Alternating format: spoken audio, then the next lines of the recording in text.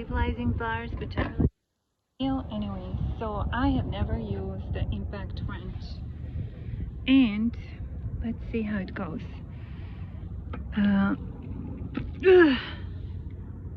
Just a second. So this is righty tighty, lefty loosey. Okay, let's try.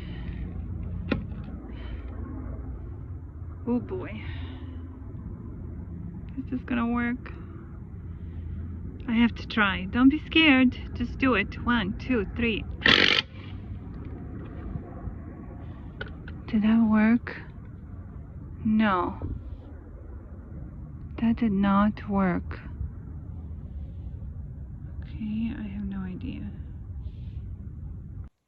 Okay, so this is the first time I'm using the impact wrench, and guess what? It worked! It worked! Yay! Okay, I'm so excited. So first I'm gonna unscrew these on the ground, and then I will lift them up, take the wheel off, and then I will try to replace a stabilizing bar. Anyway, let me show you. Okay, so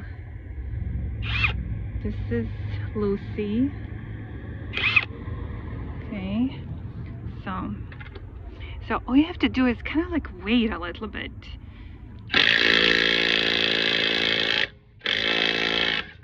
So you see, it doesn't work right away, but it works. So anyway, let's do another one. Okay, that's it. And the last one.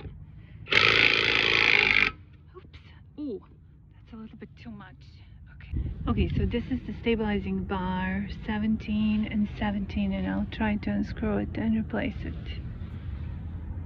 Okay, so this is supposedly supposed to be hard, so let's try.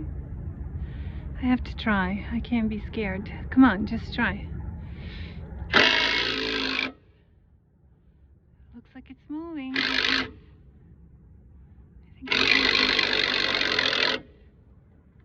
think it's moving. Okay, I'll check. Not really. Let's try one more time. I